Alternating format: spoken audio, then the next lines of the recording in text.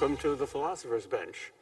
I'm Peter Kreeft, my friend Father Ron Tacelli. We both teach philosophy at Boston College, and we've been asked to address some philosophical and theological questions today. But we can't sit on a bench. No, it's raining outside, so the benches are all wet. Maybe our minds are all wet too, but that's the best we can do. The first question is it possible to doubt and have faith at the same time? What do you think, Ron? Isn't it? Remember, did you ever read Ronald Knox? He wrote an essay once, and he talks about those 3 a.m. moments. People, you wake up at 3 o'clock in the morning, you can't maybe get back to sleep, and you're a believer, you're faithful, let's say Catholic, and all of a sudden, doubts creep into your mind. I think that's happened to all of us at one time or another. Doubts about various things. And Knox mentions this, and he says that's a phenomenon that, in his experience, seems to be pretty well universal. Yeah. But clearly, deep faith, genuine faith, and that kind of thing can coexist. It has to, because if it's universal, God deliberately allows it or wills it, so it must be good for faith. It's like a sparring partner. The doubts are like the ants in the pants that keep faith moving. Yeah, and I think it's obvious that to have doubts about one thing or another need not, clearly, logically, need not touch the very center of faith. I remember I read an essay once by Dominican Herbert McCabe, and he said that genuine faith is like the experience or the feeling, the certainty of love that a kid has growing up. He says, you know, you grow up in a family, and it's not as if you discursively say, I'm loved, or my parents love me, my parents care about me. Somehow the love of your parents is a central experience of your life. And you may have doubts about one thing or another concerning your parents. You know, they write about this, the old fuddy-duddies, they're certainly wrong about that. You can have all kinds of questions, but the fundamental, the deep fundamental experience of the love that a kid has and feels exists in his parents toward him or her is something that easily coexists with these things. I think we know that by experience. It's as if we're in a boat, and sometimes the water is calm and sometimes it's stormy, but the anchor holds down there where you don't see it. A lot of stuff is going on down here in the human heart. Yeah, absolutely, Peter. And look, fundamental to our Christian faith is that the one that created this universe, the creator of all things, the giver of being, is someone who deeply cares about each and every one of us. And as it says in Scripture, while we were sinners, God sent his only Son into the world out of love. He did it out of love for us. And that is absolutely fundamental, rock solid fundamental for our faith, it seems to me. Yeah. And if you lose that, then I think you've lost the center of the faith. I think that fundamental fortress that we can always retreat into is nicely encapsulated by that amazing verse, Romans 8:28, all things work together for good for those who love God. You're such a Protestant because you can quote these numbers. You're amazing to me. I'm a Catholic. I can't do it. And a Catholic priest. I forget numbers too. But that's non-negotiable, because if that's not true, then God is either weak or wicked or stupid. Yeah. If he knows what's best for us, and if he wills what's best for us, and if he has the power to create the entire universe out of nothing, then it logically follows that, contrary to appearances, all these dark things, including doubts, work for our good.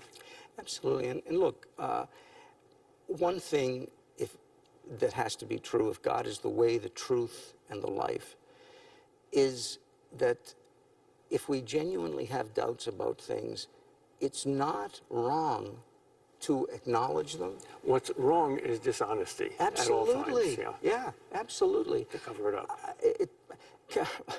living the Christian life makes you realize that ultimately truth is absolutely important, and the truth is not incompatible with love. In fact, the two have to go together. In fact, truth is dramatic. It happens in history, in your life. If we had no problems, life would be very dull. Absolutely. And we human beings, because of our freedom, have been given this great gift so that we can make truth happen. We can make things true that were never true before. Truth came into history with the incarnation, and little incarnations have to keep happening as extensions of the big one. And I don't know if you've run across this. I've run across it. People afraid to admit they doubt this or doubt that or doubt something else because they are afraid that this is a sin against God and that somehow they're being disloyal as Christians. I want to say, and sometimes do say, no, no, no, no, no, not true at all. You're being disloyal if you don't acknowledge these things and maybe pray your way through them. Yeah. I think you also have to do a little psychology here and realize that there are different levels of depth in the human soul.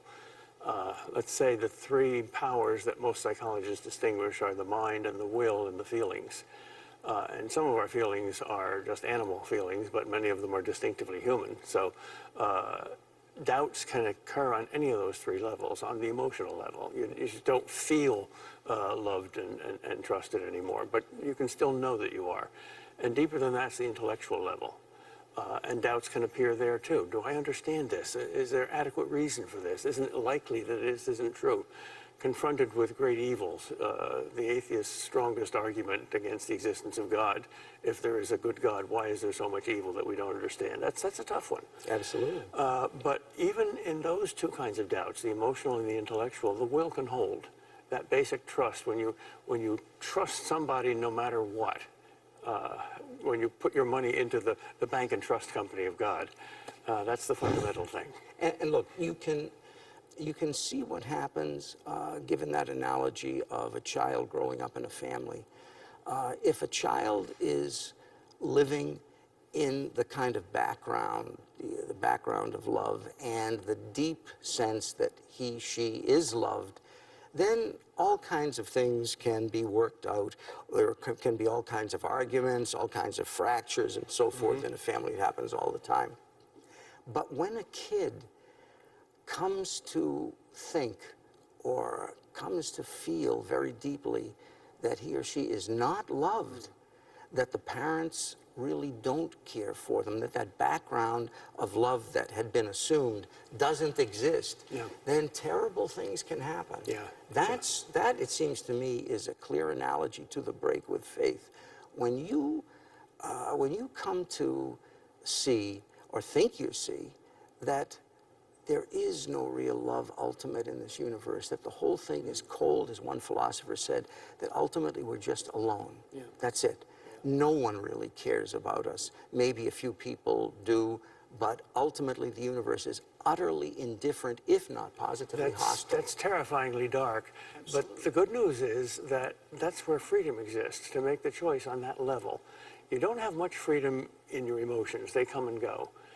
And when you think you see something with your mind, you don't have the freedom to think that 2 and 2 are 5.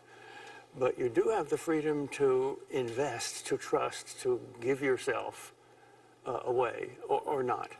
Peter, tell me this. What do you think of this? A dear philosopher, someone I'm familiar with, and someone whom I'm familiar with, said that the idea that faith is simply an act of will, a kind of absolutely uncaused, without any surrounding reasons, act of will, can't really be true. That on some level, the act of faith and that act of will that is involved in faith, that has got to come against a background where somehow you experience yourself as having a deep dignity and a deep worth, and that somehow you, this individual, you, are worthy of a kind of love, ought to be loved. and that will lead you, that deep experience will lead you to affirm what you find in the Gospels, that God is love, that God made you out of love, and that God made you for love. What do you think of that? I think that's true because Descartes is wrong. We're not two things, the soul and the body. The soul is the soul of the body. And the soul of faith is so embodied that all those experiences and emotions and intellectual doubts are part of it. And yet that's the heart and center of it. Yeah. Have you ever, by the way, I'm just asking, if you ever run into a person who doesn't just have doubts, right, but has come to believe that the world is absolutely, utterly dark and pitiless. What's terrifying is that many more people come to believe that nowadays than in the past. No matter what they say in the polls, are you an atheist or not, are you a Catholic or not, I seem to detect among the young a kind of cynical loss of faith in reality as such. Maybe it has a lot to do with family background, because you learn who God is, first of all, by your relationship with your parents. You know, it's funny. I remember one time some kids, some high school kids came to BC, and someone was showing them around, and they wanted to meet a Jesuit priest and wanted to talk about faith or something like that. Anyway, I met with them, and I was asked, why do you think people don't believe, and so forth? What are some of the main problems? I said, I made the mistake, it was a mistake at the time, practical mistake, of saying, I think that frequent divorce leads young people to have tremendous distrust of their families, of the possibility of love. And if you have a distrust of that, if you come to disbelieve in the possibility of the kind of love that should exist within families and the kind of trust that family life presupposes, how are you going to believe an old book that tells you about all kinds of stuff that might or might not have happened? It's probably not a good thing to say, because No, it was horrible. It was a horrible thing to say, because many of them, I think, did come from divorced families. Yeah. And I made, that was a strategic mistake, but the reaction of anger, the reaction of pushing back against that, it did seem to me was telling, because a lot of these kids really that's the same kind of strategic mistake that maybe Dostoevsky made when he said that if God does not exist, everything is permissible. And for him, that's an argument for God. But for someone like Sartre, that's an argument for saying everything is permissible. Yeah, absolutely. It's all or nothing, as Cardinal Sarah says, God or nothing. Absolutely. No, I was told that once. I was in a discussion, debate actually, on whether God is the foundation of the moral law. Remember that? And someone said to me, hey, be careful. You're making too good a case, because if some of these kids have doubts about God, then they're going to have complete doubts about the moral law. I made that kind of mistake once in an ethics class. We were talking about abortion, and there were two very intelligent and strong-willed feminists in the front row who were arguing with me, and I challenged them to give me a single argument that justified abortion that didn't also justify infanticide. So they argued with me, and I thought I shot down all their objections pretty well. After class, they came up to me and said, Professor, congratulations, you changed our mind. I said, oh, you're pro-life now? No, we're pro-infanticide. Good job, Peter. Yeah. God, I remember once at Harvard, there was a discussion on abortion, and there was both doctors. One was pro-abortion, the other was pro-life. And these doctors were going on and on and on, and one of the two, the pro-life doctor, said, well, this is a baby that's in the womb, and we should treat it as we would treat a baby who was born, except that it has different needs. And the audience shouted out, it is not a baby, it's not human.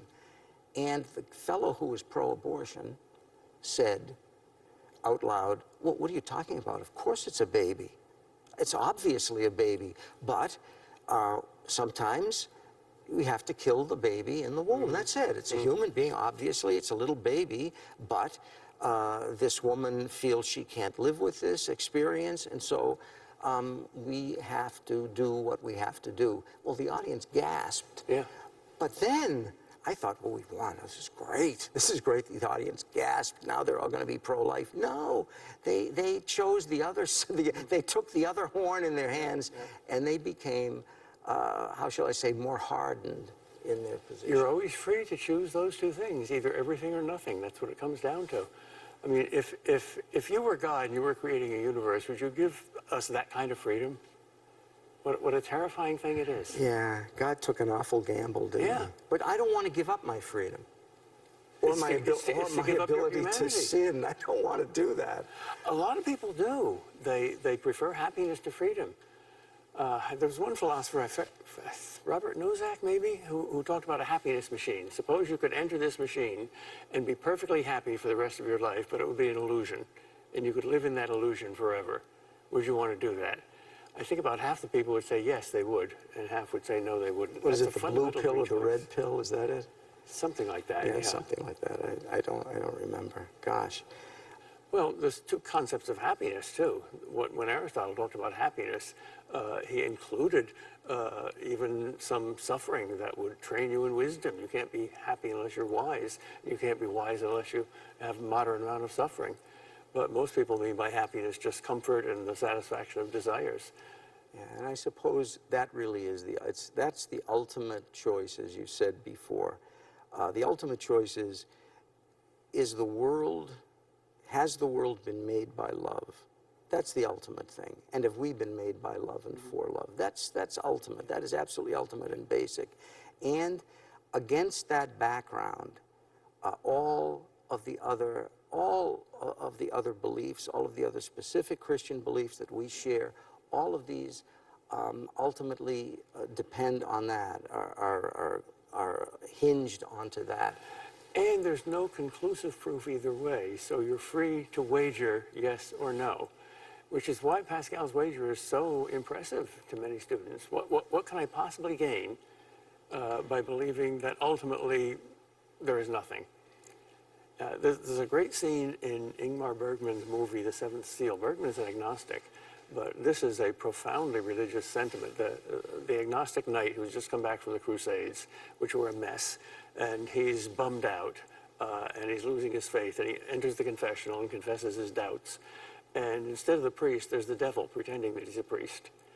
And he says, how can I still believe God doesn't answer? There's nothing but, it seems to be nothing but darkness. And then the devil tries to plant a doubt. Maybe there is no one there. And then the knight says, then how could one live in the face that life is utter emptiness? And then he goes out and becomes a hero. Yeah. You always have that freedom. And again, it's that freedom and has got to be rooted in some deep, profound sense of your own worth as a person, as this individual. And that, I think, also is very impressive in Pascal. A lot of kids really do respond to Pascal, and they respond to him not just because of what he says about distraction and darkness and all the rest of it, but also because of what he says about the glory of humanity. The fact that to recognize that things aren't good, to recognize that you're not living the way you should, to recognize that you're unhappy, means ultimately that there is something about you that should be living differently. I think, though, that it's easier and certainly stronger to go from the top down, from God to us, than from the bottom up. If you start with pop psychology and say, okay, I am a worthwhile human being, I just feel that way, and deduce your religion from it, I guess you can do that, but it's rather an uncertain foundation. If, on the other hand, you say, okay, here is the religious claim that God is love, and that everything he does is motivated by love. It doesn't look like that, but you can believe it. Well, the consequence is, wow, I must be something remarkable. God, look what he did for me. Yeah, and that's why for Pascal it's important to have both. Yeah. You have to talk about the misery of humanity and really face it. Yeah. I mean, genuinely face it, not skirt around the edges of it, but look at it in all of its horror and darkness. and then realize too that there's this other side, and then ask yourself, is there some religion around that treats me as having all of these different sides? And of course, for him, it's just Christianity. And this really, really serious thing is at the same time an enormous joke, because look at what God did for us, his severely retarded children. I mean, who would fall in love with this? Do you want to say otherly able, Peter? Yes. The world's greatest joke. Yeah, and I'd say this, it's not a sick joke. No. It's not a sick joke. It's ultimately a joke with a good punchline, and that punchline I hope we'll all be experiencing one day. Good jokes do a lot to heal sickness. Look what happened in Auschwitz. Many of the Jews survived by this sense of mordant humor. It enables you to detach yourself a little bit from those problems. So, to get back to where we started, not only are doubts compatible with faith, but to experience genuine doubt, it seems to me, is an invitation to grow in your faith. Doubts are sparring partners. You develop your muscles in dealing with them. God wants them. So those 3 a.m. moments that Ronald Knox talked about, those are important. If you don't have them, something's wrong. It's like you're kind of spiritual couch potato. Yeah. And no, you need to get off the couch, and you need to grapple with these important God could have things. spared us them, and he could have just zapped us into the beatific vision, and that would have been fine. But it's much better that you have all these problems, all these sufferings, all these evils, all these doubts, and then conquer them. After conquering the darkness, the light shines much greater than it could without it. Yeah, absolutely. And I think that's an experience that most of us have, right? All of us have it. Well, almost. I'd say, I don't know, is everything... All of us are invited to it. Everything, that's right. All of us are invited to it. Absolutely all of us are invited to it. It's God's plan. He's writing the world's greatest novel, and we're characters in it. And we're characters in it, Peter. And I hope that for you and me, that'll have a happy ending. That's why you need hope. It doesn't say you need certainty. If you had certainty, you wouldn't have to have hope. That's right. It's a choice. It's free. Well, that was the best we could do for today. I hope it was helpful. We'll see you again next time on The Philosopher's Bench.